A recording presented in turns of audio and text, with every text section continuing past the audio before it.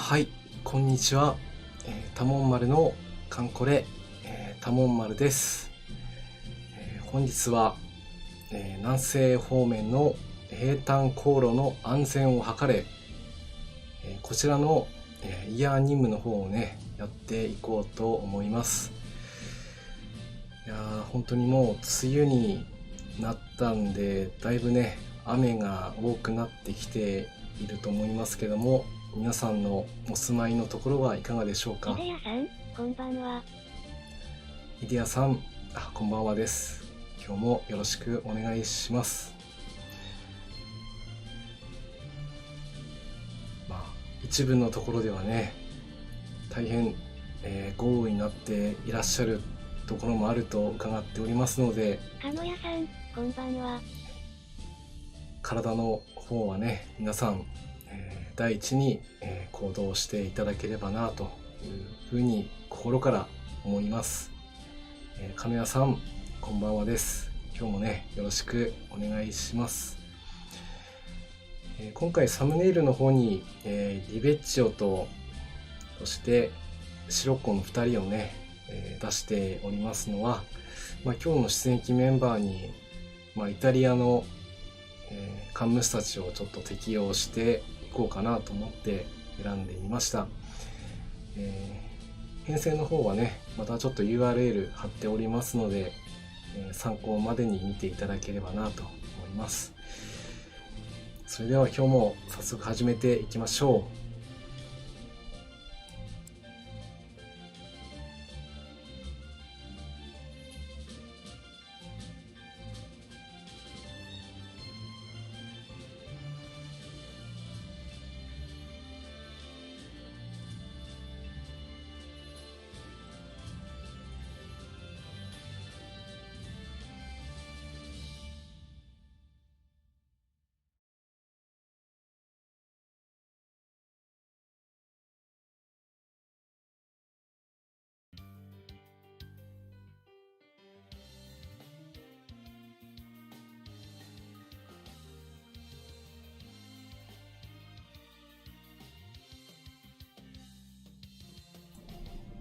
はい、それではね、早速始めていくんですけども、今日はちょっと最初に、改修交渉、装備の改修についてちょっとお話ししようかなと思います。皆さんも明石の改修交渉を、利用しているとは思うんですけども、先日のイベント等なんかでもありましたけども、本当にね、何が、必要になるかっていうのはちょっとね、予想つきにくいとは言っても、急にはちょっと上げられないということもありまして、日々、回収をしていこうというふうには思っているんですけど、じゃあ何をやったらいいのかなっていうふうに思われると思うので、これは私の鎮守府の中でのお話なので、皆さんはちょっと参考程度に聞いていただければとは思います。今画面に映ってるのが、多分皆さんも利用されてるのかな。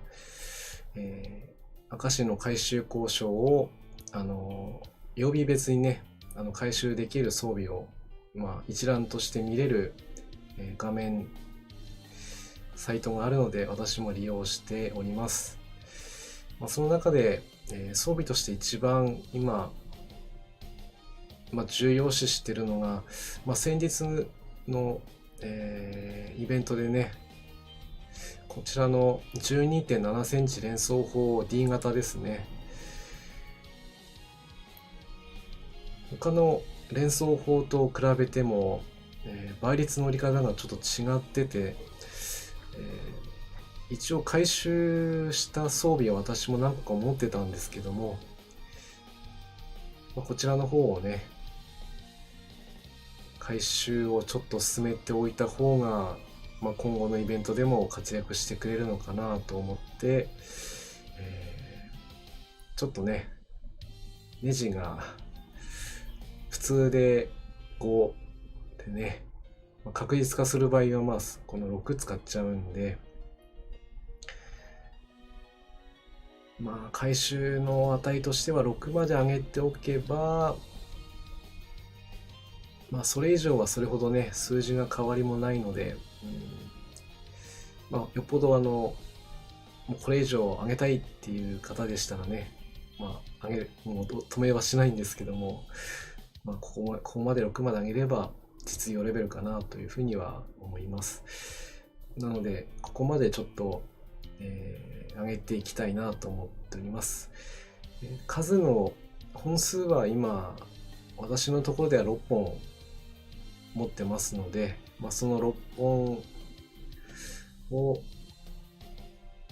まあ、星6までね上げておけば、まあ、全員ねカットイン攻撃するときに活用できるかなと思っていますので、まあ、ちょっと時間も費用もかかりますけどやっていこうかなと思ってやってます。かのやさん、うちは4で妥協してます。金谷さんも回収していらっしゃるんですね。本当にね、ネジがいくらあっても足りないっていう感じなので、ここはまあ本当に可能な限り範囲内でねやっていければなと思います。あと上げてる装備としては、こちらの 20.3 センチの3号連装砲ですね。まあ通称三熊砲と呼ばれているこの手法、まあもともと昔から強い手法だったんですけどね、それからさらに慣習別にね補正がかかったりもして、もう絶対的にちょっと数がないといよいよいけない状態になってきたなというふうには思います。まあ一応数は今私のところで7本作っています。まあ回収値もほぼほぼマックスに近い数字のものでねやってはいますけども、あと3本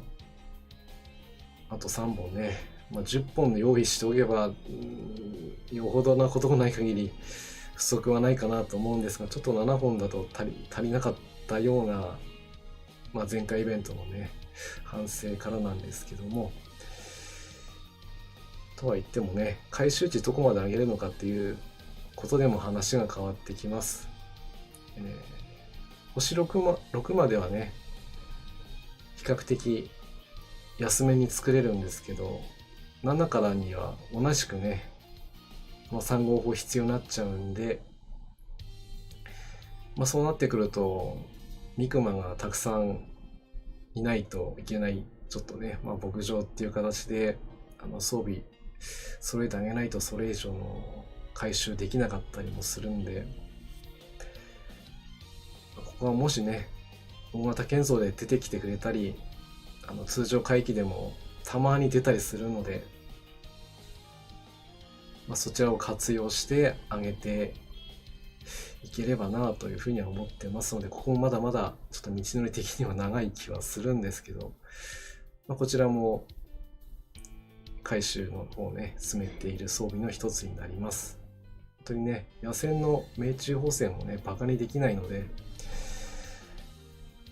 今後の作戦のためにもね強化していきたいなというふうに思っております。はい、あとはこれは本当に余裕があったらやっておこうかなと思ってるんですけども、こちらの、爆戦一式戦のはやぶさ3型回ですね、6号戦隊、まあ、まさかのねアップデートで対空射撃および、対艦攻撃能力、まあ、小型艦に限るですけども、とても強力な攻撃機と化しましたまあ回収してもね特に爆撃力が上がるわけではないんですけど、空戦力が上がることが確認されています。先日イベントで報酬で配られました陸戦は確かに強力なんですけど、基地とかね、敵艦に対する攻撃力はないので、今後もこのはやぶさは第一線で活躍することになります。そうなった時に少しでも対空値をね上げておけることができれば、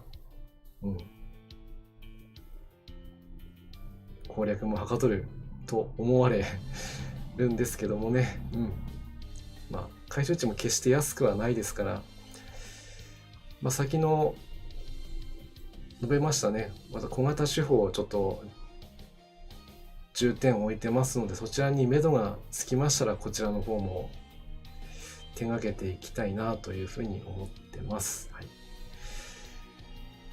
以上です私の新事部ではね、一応これを中心的に挙げていたりします。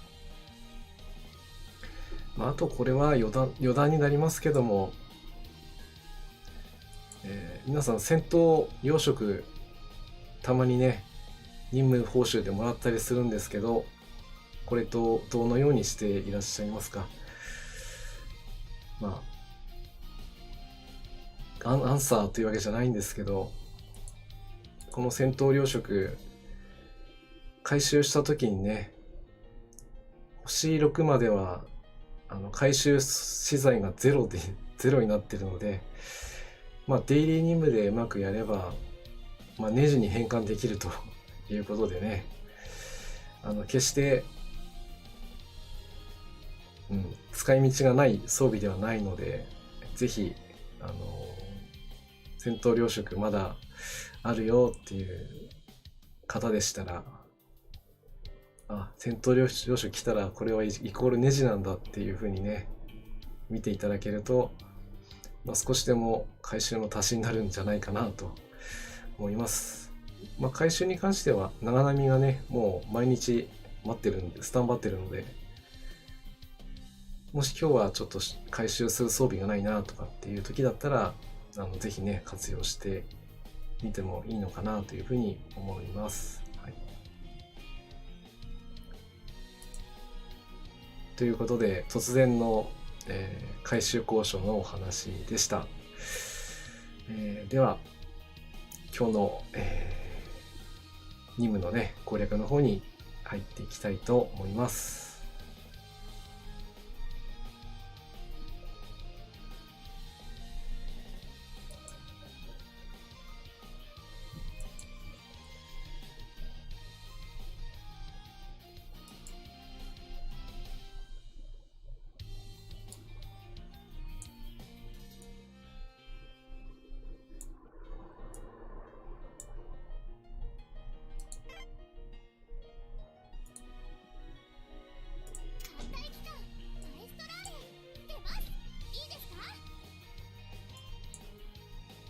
鹿野屋さん、これが、駆逐艦に対して特攻なのが、謎だったんですが、調べたら大戦末期のエピソードを見つけました。陸軍の爆走はやぶさがイギリス駆逐艦を沈めたことが、アジア方面であったようです。もしかしたら、この史実と関連があるかもしれません。金谷さん、調べていただいたんですね。ありがとうございます。そうですよね。特に、活躍というかね、アナウンスで強化されたとは言っても、何を元に強化されたのかまでは明記されてなかったので、なるほど。大戦末期の頃に、イギリス駆逐艦を沈めたというね、実績、そうですね、もしかしたらそれを関連しての強化だったのかもしれないですね。本当に何をどこでね、強化の値にするのかっていうのは、艦隊コレクションっていうコレクションの、ゲームではありますけども、ちょっとでもね、そういったところを予測しながらやっていけたらもっと楽しめるかなと思いますけど、あんまりにもヒントがないとね、それも楽しめないので、あくまで私が今ね、紹介した装備たちはもう実績を出している装備なので、これから新たにね、強力になってくれる装備もこれからどんどん出てくるとは思いますので、それはその時にまた対応していきましょう。はい。それでは今日の、出撃メンバー最初の1の5の編成はこのようになっております。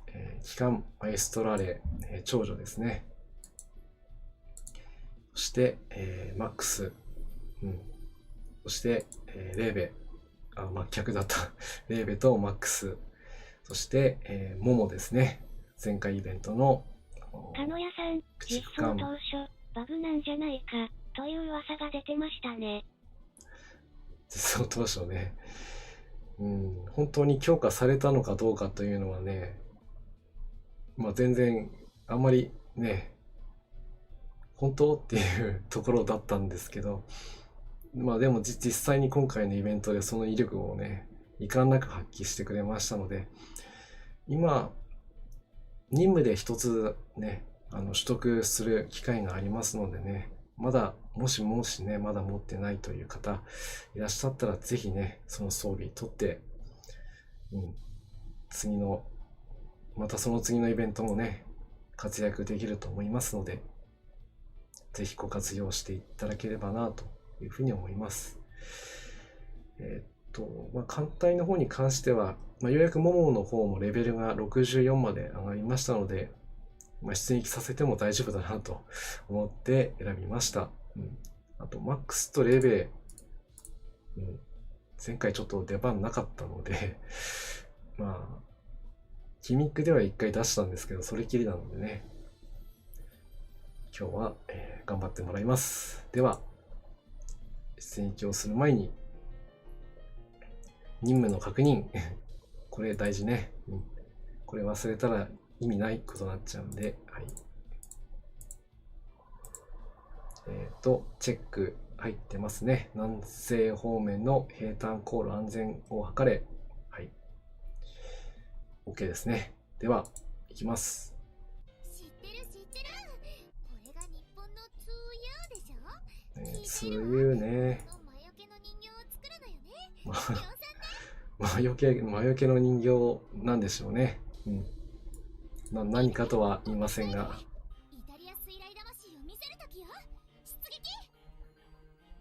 イタリア水雷魂どこでも水雷魂は健在ですね。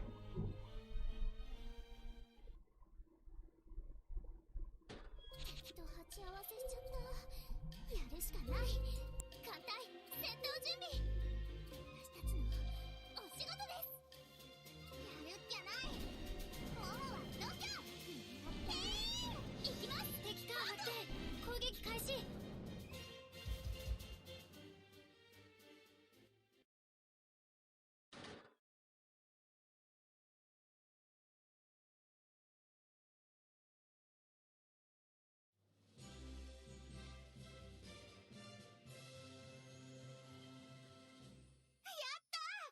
私がセンターってわけね。あなた誰？横から何よ。どういうこと？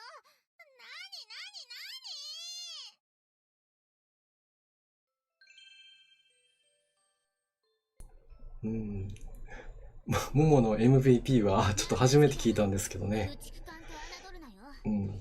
ちょっとよくわからないことになっていますね。はい。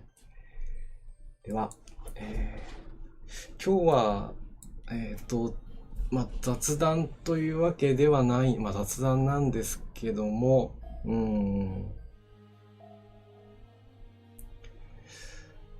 明型についてね、ちょっと、調べてきたので、そのことをちょっとお話ししていこうかなというふうに思ってたりします。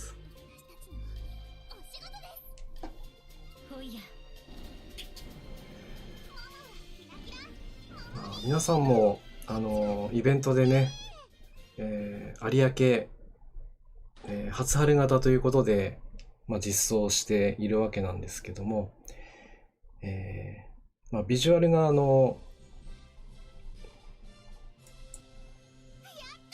白露型と同じ絵師さんのね、絵になってるということなんですけどね。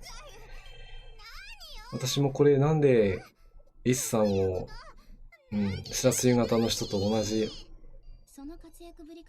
にしたのかなということでね、ちょっと疑問っていうか不思議に思ってたんですね。それで、じゃあ白露型駆逐艦のこと調べれば何かわかるかなと思ってちょっと調べてみたんですけども、どうやら白露型駆逐艦そのものがね、当初は初春型駆逐艦の設計でね、建造される予定だったということが、資料で残っていました。ですから特に何もなければ白露は一番艦ではなかったということがね、可能性としてはあったんですけども、でもそうはならなかった。その、理由としては、皆さんもね、もしかし知っているとは思いますけど、第4艦隊事件ですね。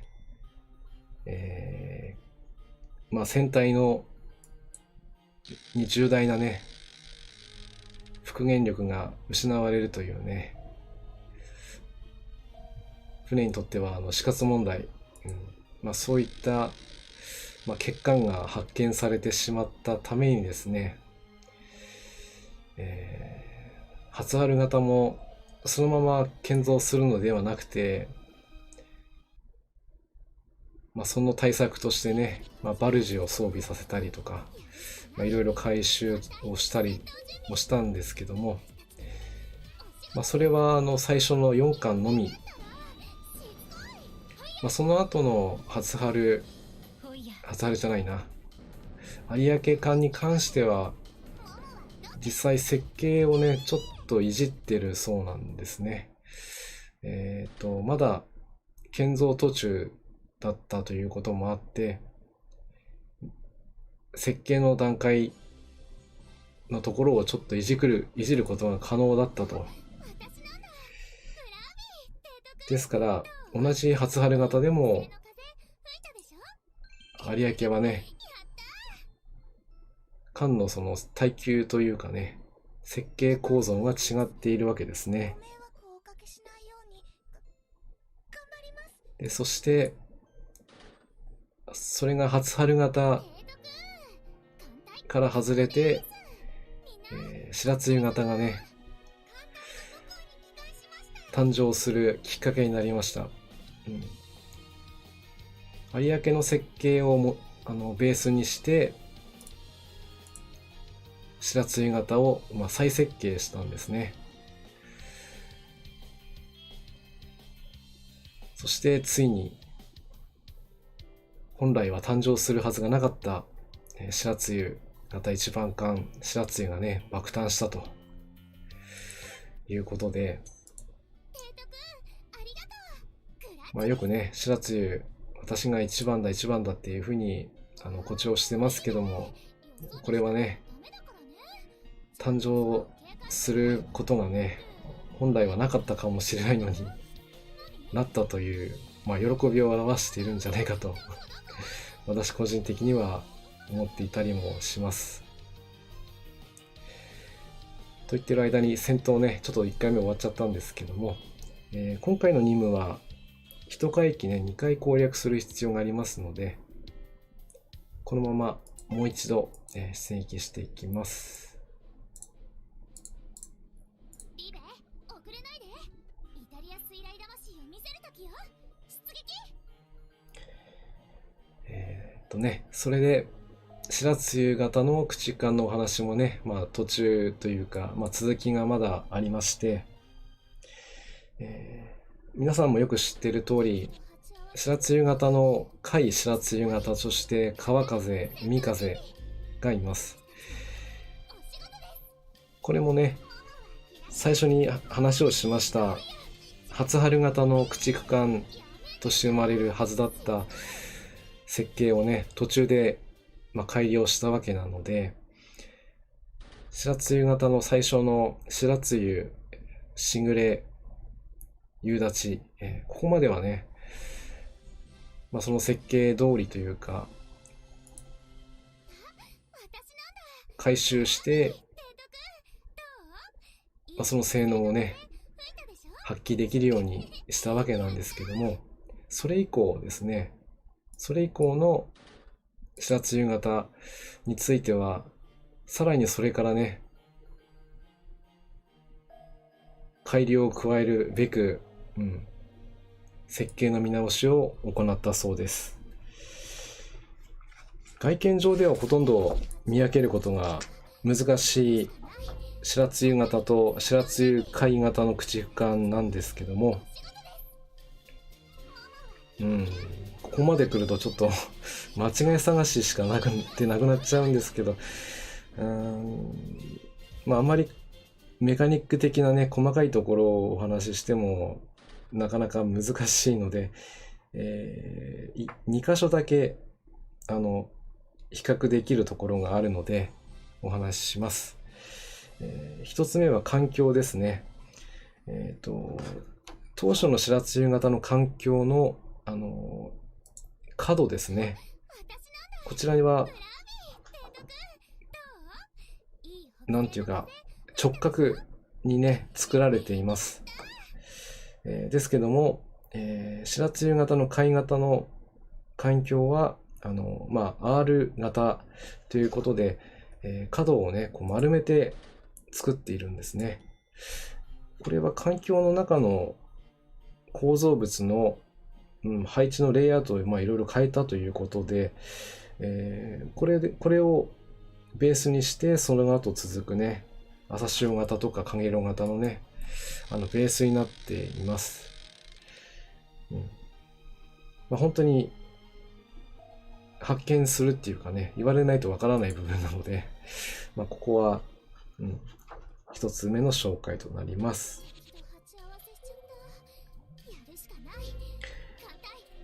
あとは、後部煙突ですね。こちらのレイアウトの方も変えていたりもします。初春貝型となってる書籍もありますね。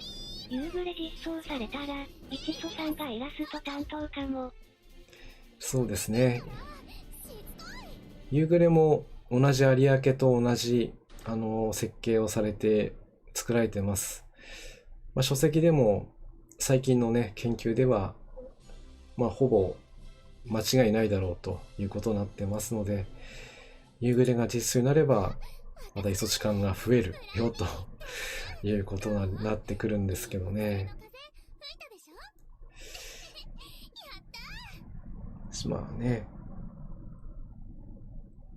白露型駆逐艦だけの話ではないんですけどもね、最新鋭の駆逐艦として収益をした時にはね、その当時まだ吹雪をはじめとした特型駆逐艦がね、第二水雷戦隊を担っていたものですから、当初はね、普通だったら新鋭艦が2水星に入っていくっていう流れなんですけども、なかなかそれに入っていくことができなくて、言い方が変えるとちょっとあんまり期待をされていなかったというね、評価だったんですけども、でもところが皆さんも知っての通り、白露型駆逐艦はね、しぐれ夕立をはじめ対戦中でね、とても活躍しています。とてもというのは、戦闘だけじゃなくてね、輸送任務でもね、人命救助でもとにかく、縦横無尽に戦うことができたというのは、この中型駆逐艦のベースの中でもね、航続距離が14ノットで4000海里、18ノットでも4000海里走るというね、ちょっと無茶な要求をね、されていたんですけども、それを見事にクリアすることができたので、その燃費の良さ、性能の良さね、その生産性の良さがね、結果として広大な太平洋を活躍することができた一翼だったんじゃないかなと。もちろん、それに取り組んだ乗組員たちやね、艦長たちや幹部たちの働きなどなど、いろいろな要素が加わってのことだとは思いますけども、本当にね、最初に計画されていた通りにはなかなかことは運ばないというのはよくあることなんですけども、白津型もね、そういった、歴史を持っているということを今日はね、ご説明させていただきました。まだまだいろいろ書いてることはあるんですけども、このくらいにしておきます。はい。では最初の海域の任務はこれで終了になります。はい。知ってる知ってる。これが日本のツーヤーでしょ。聞いているわ。さあ、はい。教えてあげるね。リベッチオ出撃です。はい。次は1-6になります。船団護衛部隊として今回編成しています。機関はリベッチオ、アブリッチ、グレカーレ、そしてイギリス駆逐艦ね、ジャービスとジャーナス、そして最後に松型一番艦松ということで、こちらもね、前回ちょっと活躍がなかなかできなかったということもあって今回選びました。編成の方はURL 貼ってますので、内容の細かいところね、もし気になるところありましたらご覧になっていただければと思います。では続けて出撃していきましょう。ね、これがちょうど今回サムネイルにしてる、リベッチオの中型バージョンということで、なんとも言えない格好ですね。はい。では、出撃していきましょう。さあ、イタリア駆逐艦の魅力教えてあげるね。リベッチオ出撃です。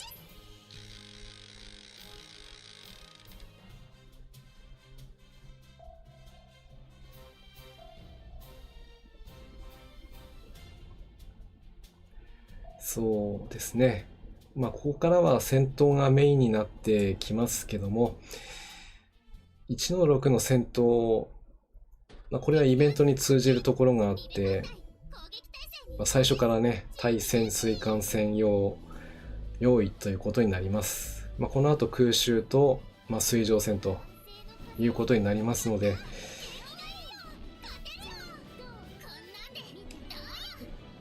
私の放送を見ている方はほとんどというか多分イベントは全員体験したことがあるので、特に問題ないと思うんですけども、もしね、まだこれからイベント初めてやるんだっていう人がいたらですね、この1-6という海域は、イベント海域の最初ないし後半海域でも、ほぼ間違いなく出てくる戦闘方式になりますので、一応連動的には、40から50くらい、あと回収が済んでいれば突破するのはそれほど難しくないと思いますので、ここで一通りのね、道中の戦闘の仕方っていうのを、学ぶにはちょうどいいんじゃないのかなと思います。特にこの空襲マスはね、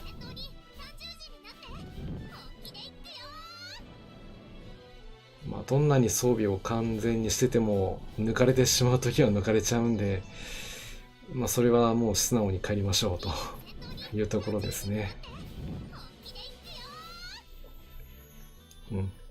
今回はちょっと強めの装備では来たんですけど、それでもね、抜いてくるときは抜いてくるんで、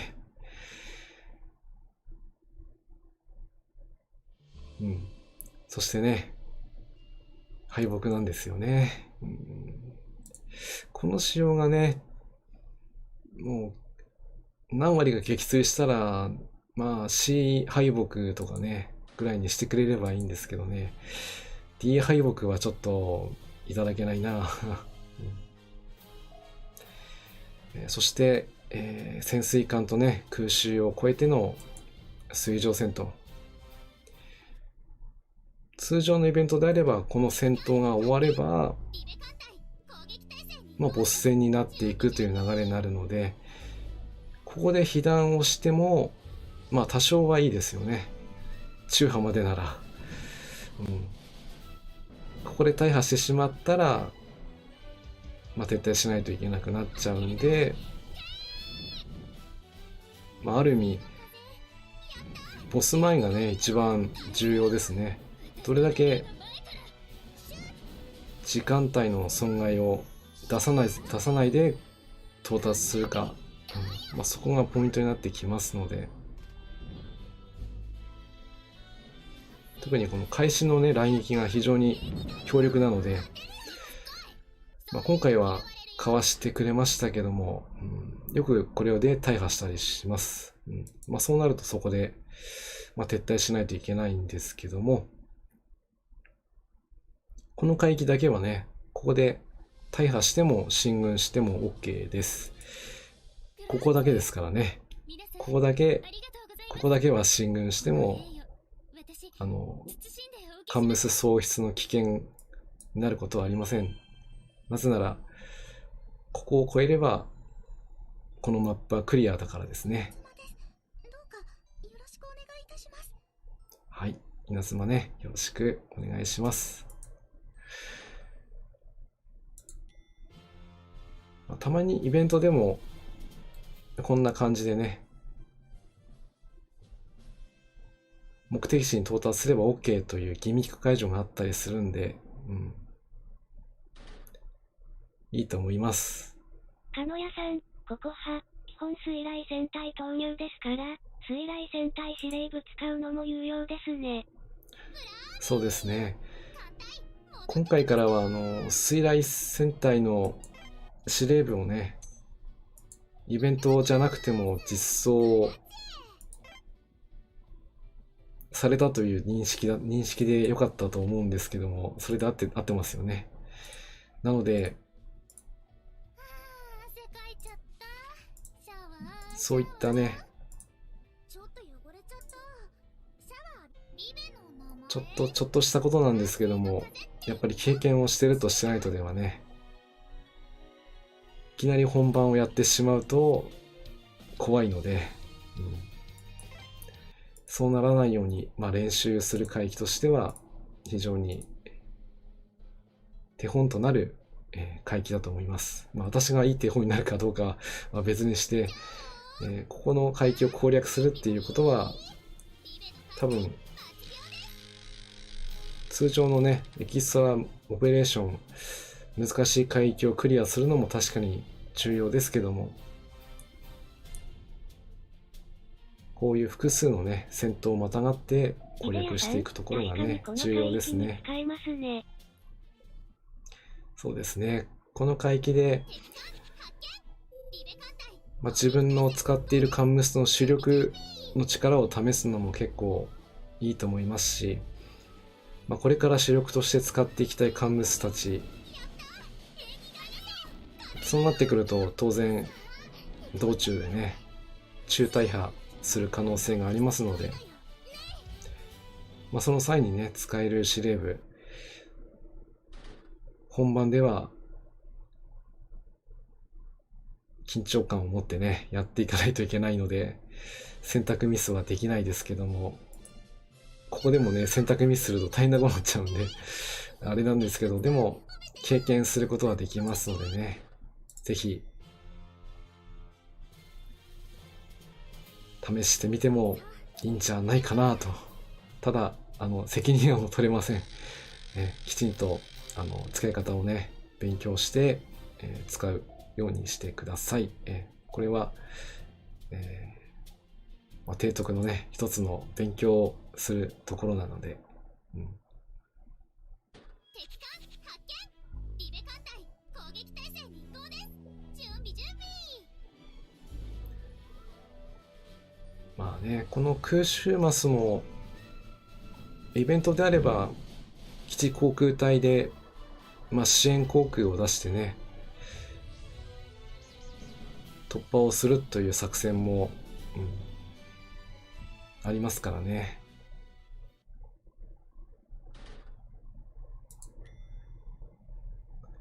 いろいろ攻略方法はありますから、それを見てね、自分だったらこういうふうに攻略すると、今の艦隊の装備とかね、連度とか、それを比べながら、攻略していくというところが、醍醐味ですね。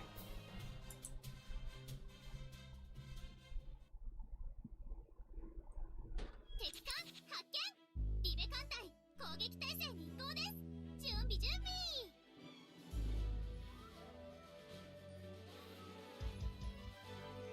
こちらでいかがでしょうか。負けるな。カノヤさん、ただ、アトランタに積もうとしたら、増設に乗らなくて愕然としました。水雷司令部。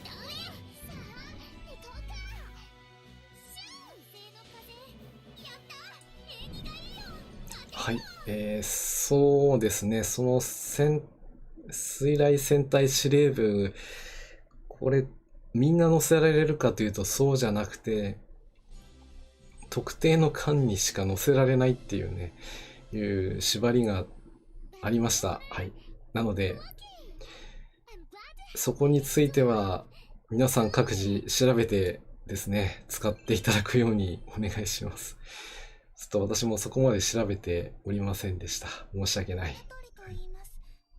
ご迷惑をおかけしないように頑張ります。はい。今回はね、道中大きな損害もなく、突破できましたね。はい。これで、1-6先端護衛の部隊も、無事完了となりました。ブラービー艦隊戻ってきました。一応進捗ね、ちょっと確認させていただきます。今 80% なので、あとはね、最後、南西諸島哨戒戦ですね。そこの攻略に入っていきたいと思います。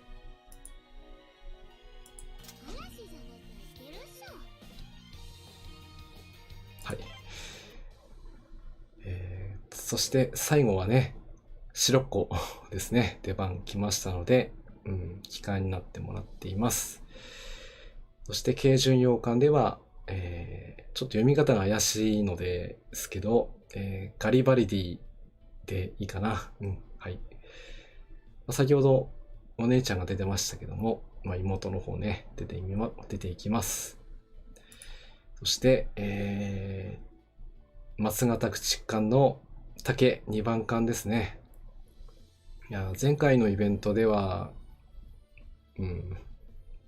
まさかね、第一回帰からの出番というか、そこが一番の見せ場だったとはちょっと思ってなくて、温存してしまったんですけど、今回は、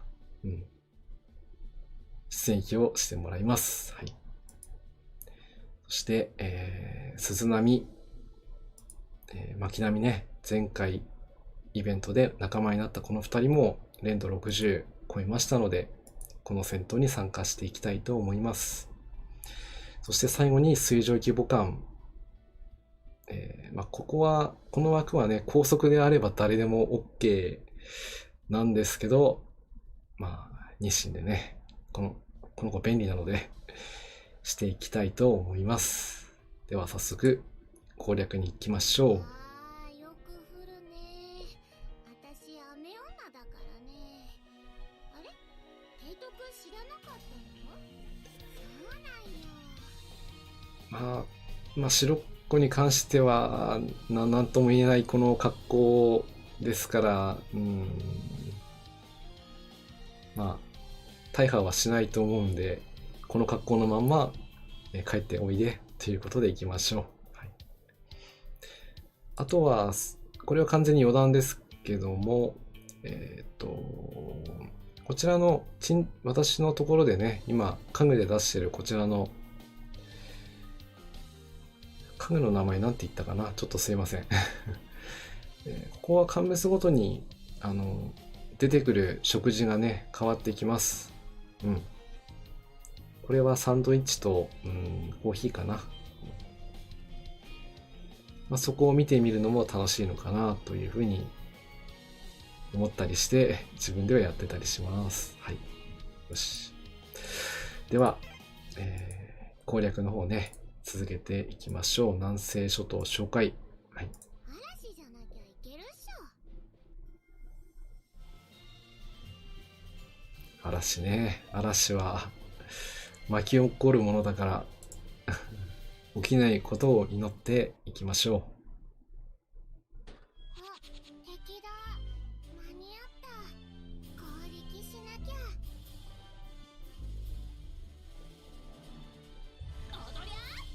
ゃ。こうやってみると本当に白っ子の言動は幼いように見えますけど、戦闘が始まるとね、力強い、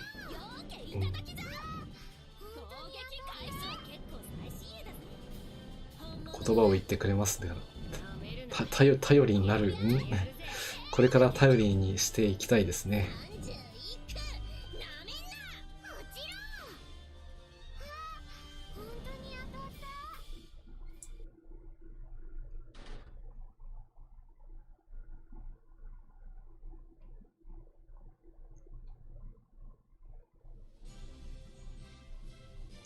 はい、最初の回帰は、特に無傷かな。わしゃいろいろと出来がええけんの。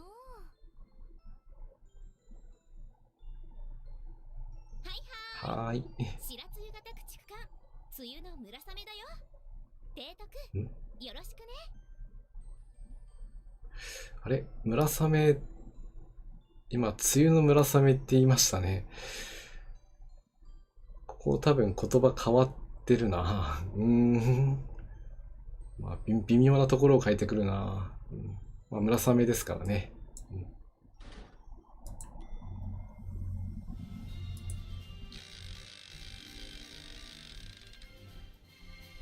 ちょっと発見をしてしまいましたね。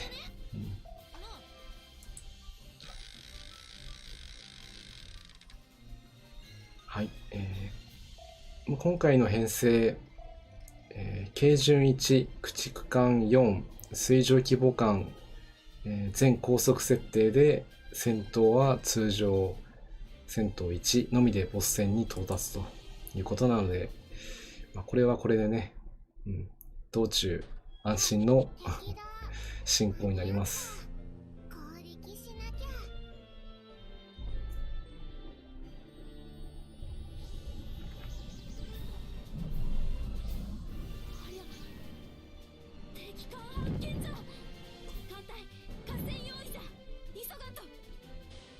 ここのね、2の1っていう海域は道中はまだまだ楽勝というかね、突破しやすいんですけど、ボス戦になるとこうやって敵戦にね、戦艦と空母が出てくるもんですから、ちょっと被弾しちゃいましたけど、ちょっと無傷ではね、突破するのは相当難しい。突破することはできても、艦隊のね、ほぼ半分ぐらいは中杯になっちゃうようなね、そういうね、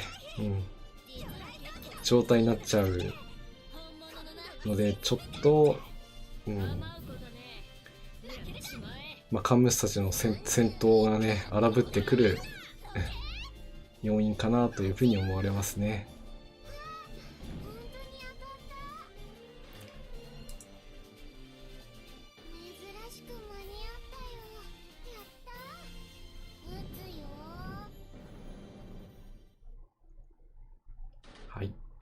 ぱり駆逐艦の野戦は火力がね、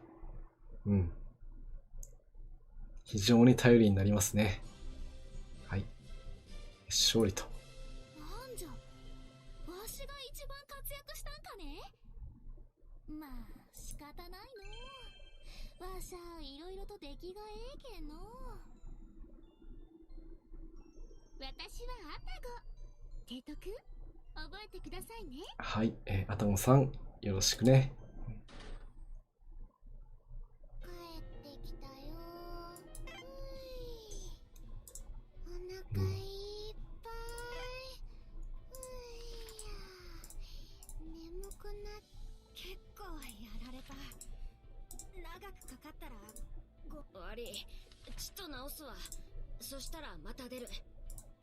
鹿野屋さん、家具で思い出しましたが、宗谷関連で新実装された床に、南極物語の、タロ、ジロらしきワンコがいて、お気に入りです。宗谷関連で実装された床ですか。はあ、ちょっと見てないですね。ちょっと見てみましょうか。アイテム屋さんから、床。このチャーミングな高校の後っていう、なんかいますね。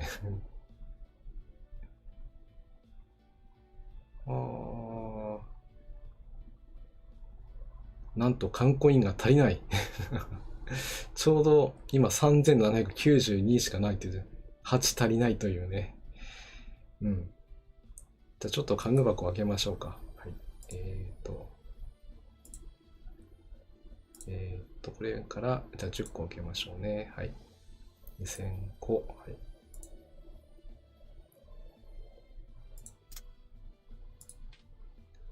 では、こちらのチャージング高校の床ですね。購入してみたいと思います。はい。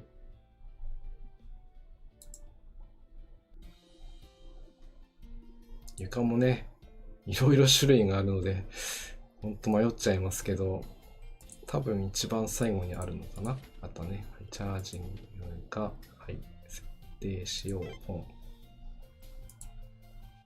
なるほど。そっか。確かに載ってますね。ちょうど家具屋さんのところだとこのペンギンまではね見えてるんですけど、それらしきワンコが乗ってるっていうのはね、これ買わないとわからないですね。いやー、金谷さんありがとうございます。これで私の陳述でもいつでも、太郎、次郎、かっこ仮に会うことができますね。あとは位置的にこれ隠れるんかな。ちょっと隠れるな。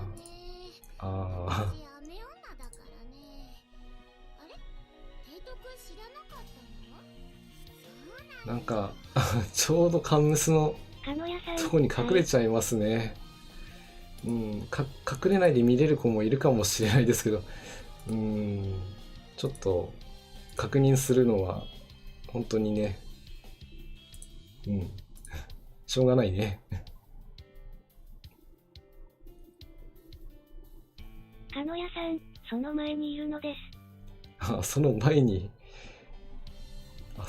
いるんですね。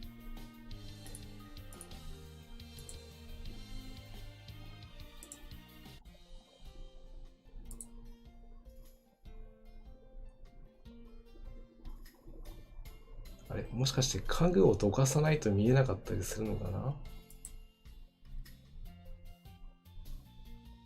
椅子をちょっと段ボールに変えてみようかな。なし。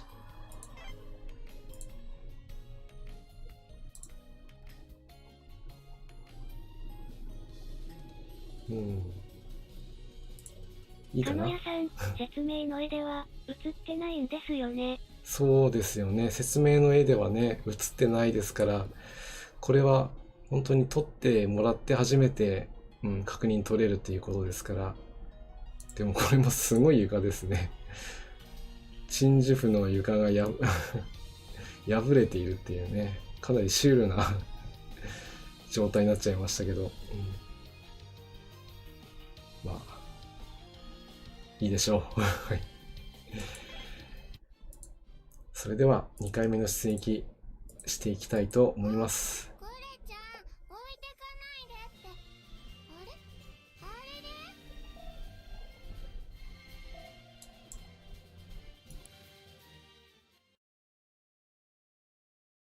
あ、敵だ。間に合った。攻撃しなきゃ。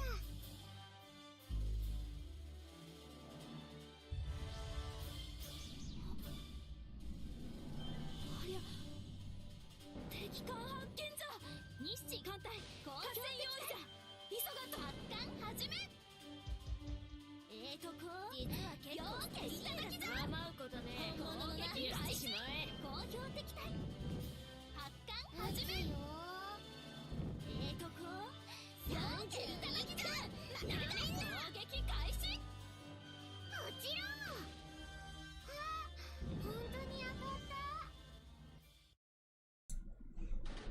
ん。本当に当たった。あ、本当に当たったっていうことですけどね。まあちゃんとした連動がね、上がっていれば。なんじゃ、わしが一番活躍したんかね。まあ仕方ないのう。わしゃいろいろと出来がええけんのう。白雪です。よろしくお願いします。はい、白雪もね活躍してもらってますのでかのやさん、いえ、OK ですよ。あ、金谷さん、家具の方 OK っていただきました。ありがとうございます。はい。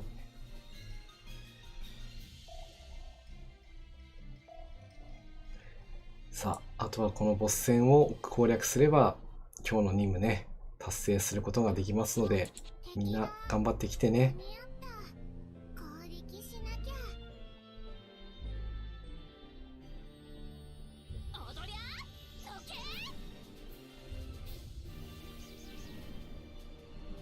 ー。今回は空母2隻来てるからどうかな。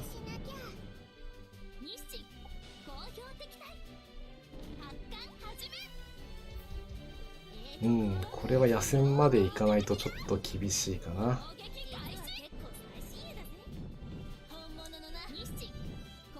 まあイタリア駆逐艦もそうですけども、イタリアの軽巡洋艦もね、キル戦砲撃能力がね非常に高い。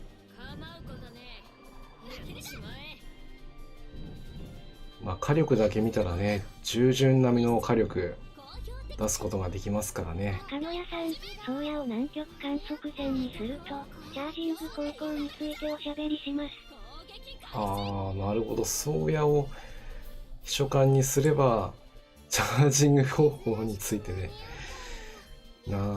そういうギミックが用意されているんですね。了解です。ちょっとそちらは後で確認させていただきたいと思います。貴重な情報ありがとうございます。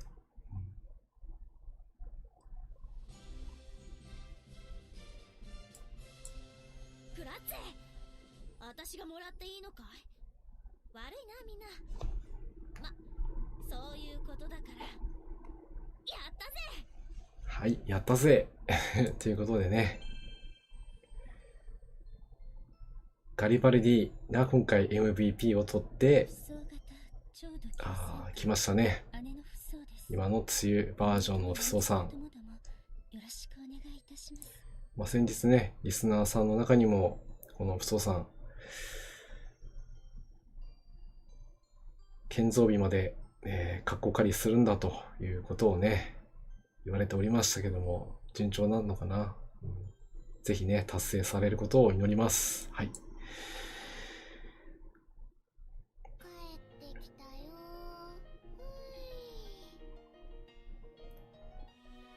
という感じで今日のね、出撃任務は完了ということなので、任務のね、受領の方に入っていきたいと思います。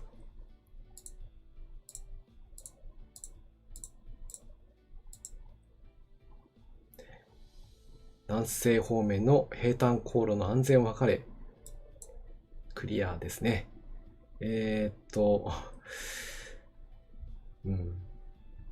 この選択報酬については、私の陳述譜では、この真ん中のね、4式20センチ対地分身法を選びます。はい。どれ選んでも使いようはあるんですけど、ちょっと作るとなるとちょっと面倒というかね、あるので、こちらを選ばせていただきます。あとは、この選択ですね、ダイハツと新型砲兵、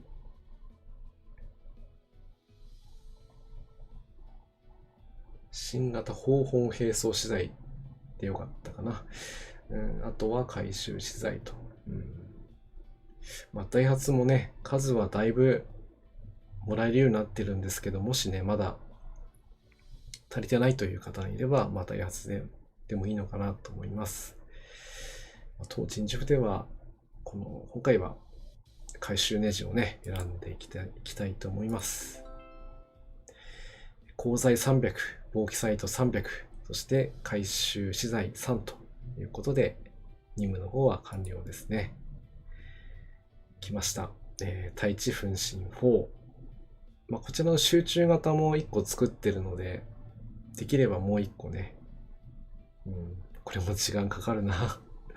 でも、用意しとかないといつ何時使うかわかんないんで、一応頑張ってみたいと思います。はい。これでようやく一つ任務が減りましたね。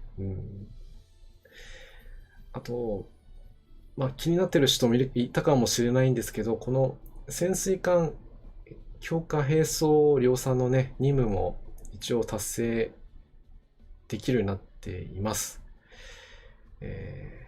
この任務の一番ネックになったのが61センチ3連装酸素魚雷ね。こちらのストックがちょっと私も一つもなかったので、初春型のね、初春、根の日、若葉、初霜、この4巻回にするとね、持ってきてくれたので、ちょっと急遽、改装して、ゲットして、量産体制にさせていただきましたので、今回、達成できましたので、受領していきます。はい。こちらは開発資材と、回収資材、ネジね、いくらあっても足りないから、回収資材、私の方で選んでいきたいと思います。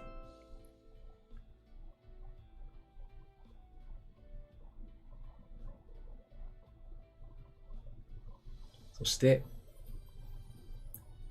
新型、潜水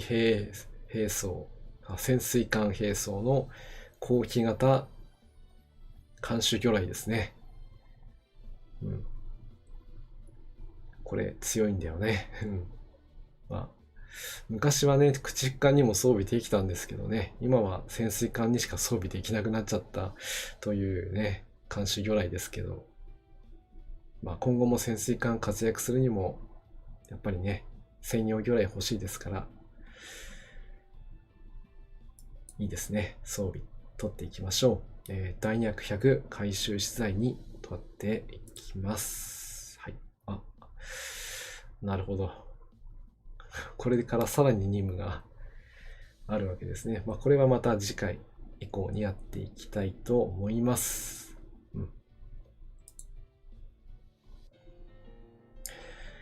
はい。ということでね、多聞丸の、カンコレ、多聞丸です。本日はね、南西方面の平坦航路の安全を図れの任務をやらせていただきました。いかがでしたでしょうか。ということで今日は出撃任務はここまでとなります。いつも私の番組見てくれている方は、次はこれ来るだろうなと予想してると思いますけども、今日のね、何の日コーナー、こちらの方をさせていただきたいと思います。ちょっと用意しますので、少々お待ちください。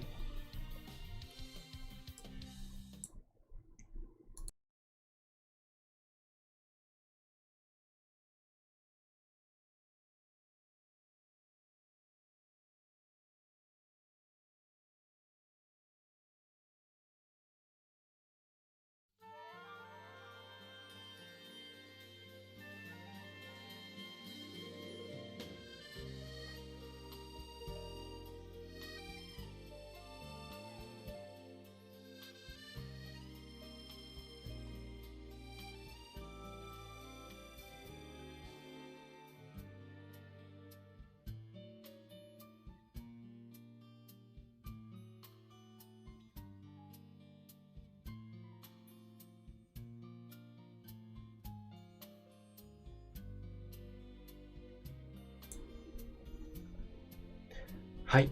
それでは用意ができましたので、それでは今日は何の日ですね、公開しましょう。はい。本日はね、7月7日、七夕が有力なんですけど、カルピスの日ということでね、こちらの方は最近私のこの番組でね紹介している記念日っていうのがすごく語呂合わせで記念日を選んでいたというのがあるんですけど、今回のこのカルピスに関しては、歴史が古くてですね、1919年大正8年の今日ですね、カルピス株式会社の前身である酪糖株式会社が日本初の乳酸菌飲料カルピスを発売したと。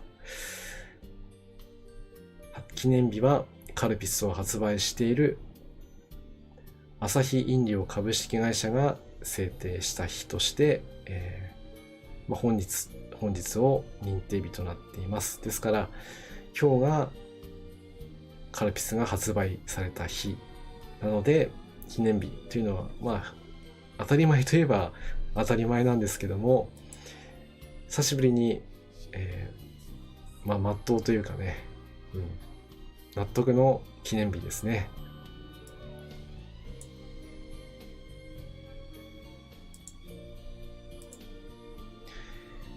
カルピスについて少しだけね説明させていただきます。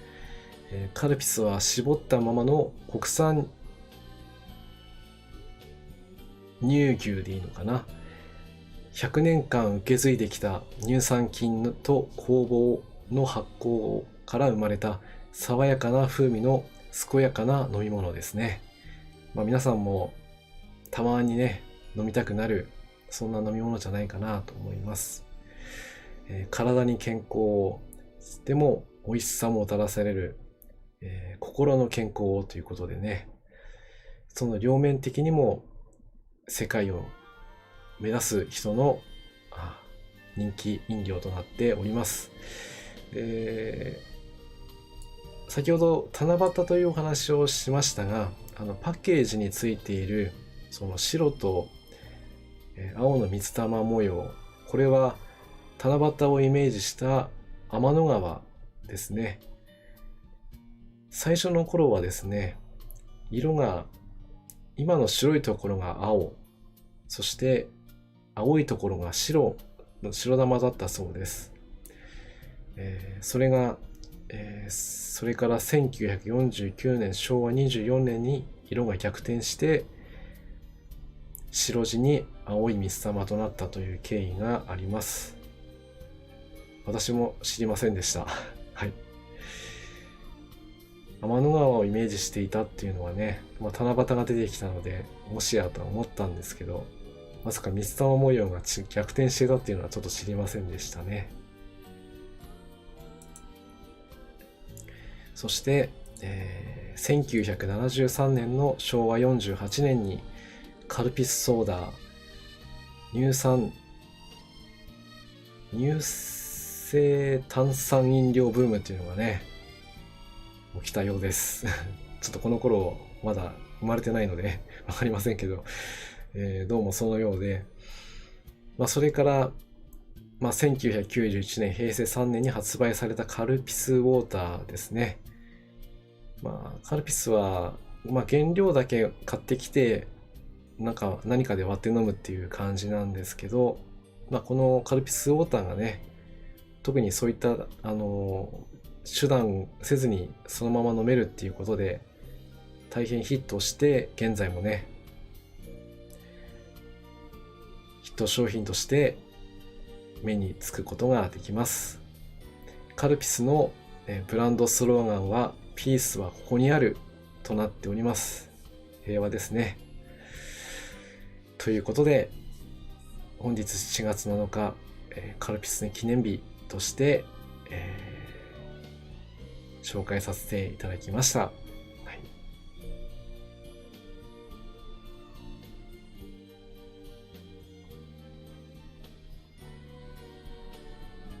いでやさん、炭酸水でいつも割ってますカルピスはね、いろんな飲み方ありますので、炭酸水いいですよね。この時期は特に冷たい飲み物は飲みたいんですけど、あまり冷やした飲み物飲んじゃうとね、今度体調があまり良くなくなるので、炭酸水の方がいいのかもしれないですね。皆さんも体調にはね気をつけて、明日も元気に、いきましょう。ということで、今日もね最後までご視聴いただきましてありがとうございます。たもん丸のこれたもん丸です。今日